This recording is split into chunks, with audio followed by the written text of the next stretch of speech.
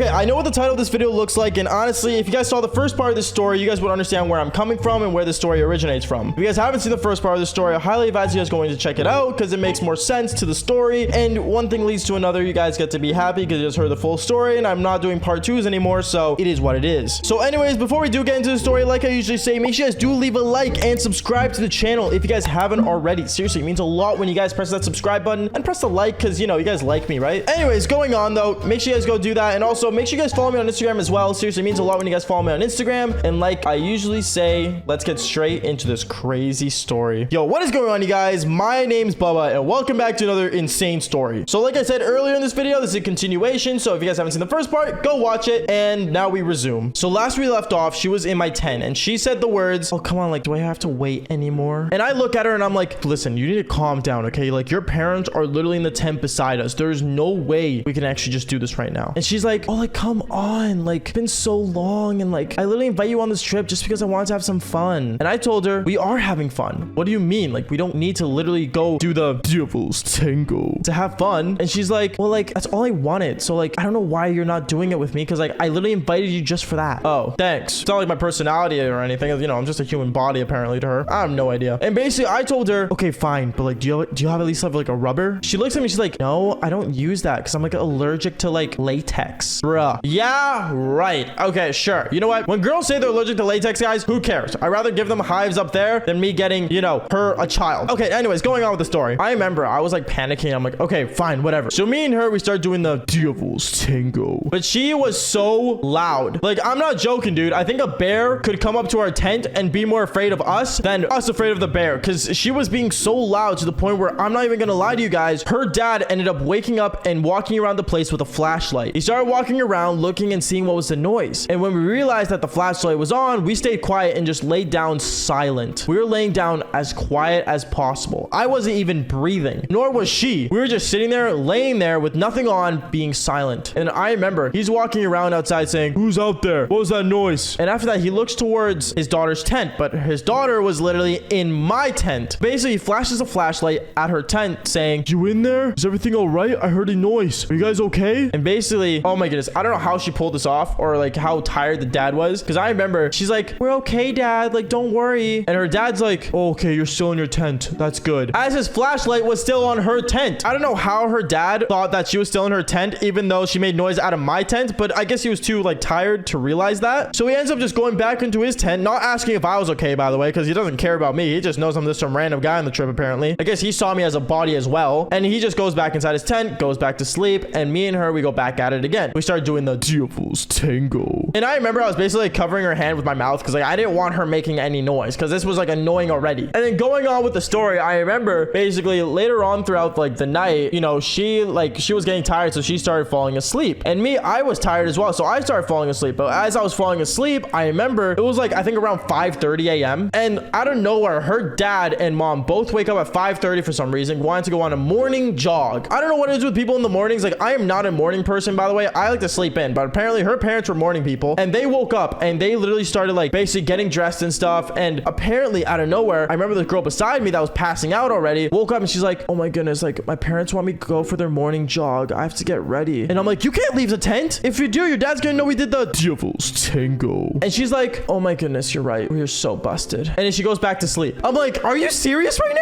You're just gonna leave me dead for the animals? Or her parents, I should say. But yeah, I basically was panicking, and I remember her dad basically goes inside her tent, inside her literal tent, and says, honey, where's our daughter? And the mom's like, I have no idea, sweetie. I have no idea. Where could she be? Being all like sassy and stuff. I don't know why. She had a lot of sass throughout the whole trip. But yeah, she was like being weird. And basically they start basically walking around looking for her. First they check the bathrooms, and then after that they end up knocking on my tent. And by knocking, I mean literally starting to unzip it saying, hey Bubba, do you know where my daughter is? And me, I'm like, oh sorry, I'm changing, give me a sec. As that was happening, I remember the girl beside me that was in my tent was literally panicking out of nowhere. She was like, oh my goodness, they're gonna see me in here. I'm gonna be so grounded. They're gonna take my phone. And I'm like, okay, I have an idea. So basically I get dressed, and as I got dressed, I remember I barely opened the tent zipper and basically like squeezed myself out there so they wouldn't be able to see inside the tent. And basically I stood up and I'm like, oh, like I have no idea where she is. I remember she woke up early. I think she like went on a morning run early. Her parents look at me like, that's not something she would do. Her dad dad said. And I remember her mom's like, oh, like, honey, maybe she's like enjoying the outdoors. Like, you know, she was really excited to go on this trip with Bubba. Yeah, I wonder why. And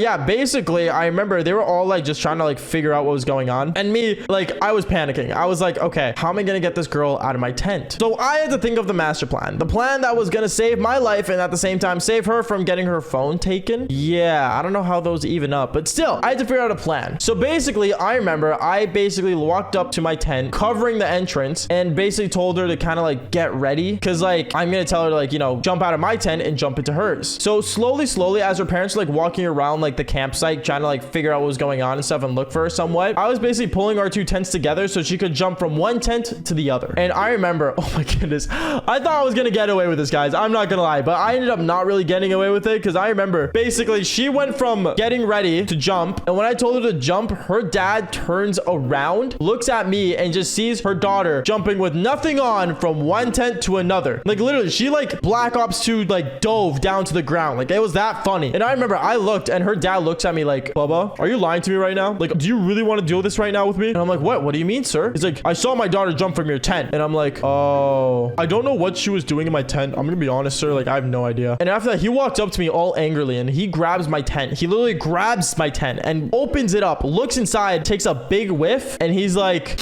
I know what you did in here, Baba. I can smell it. What? You can smell it? What are you, an animal? I don't know. It made no sense, but I remember I was panicking. I'm like, okay, I really got to get out of here. So basically, I remember the whole day as his daughter got ready and the rest of the camping trip, me and her were only allowed to be 10 feet away from each other. We were not allowed to get close together, nothing. And I remember she was so pissed off and so annoyed because she ended up getting her phone taken away because she was a really slow jumper, I guess. And yeah, it sucked. It really sucked knowing I got caught, because I remember when I got home, they ended up telling my parents, and my parents got upset with me and stuff. And I'm gonna be brutally honest, I just wanted to play Black Ops 2. I didn't care enough to really realize what was going on. Like, I went for what the girl wanted. The girl got what she wanted. I filled her up, and yeah, long story short, that's basically it. But I mean, other than that, that is basically it for today's story. So make sure you guys do leave a like and subscribe to the channel if you guys haven't already. It seriously means a lot when you guys do. And on top of that, did I mention that you guys are awesome and you guys should follow me on Instagram? I don't know. Other than that, like I always say, follow for more embarrassing stories. All right, peace out, guys. My name is Baba.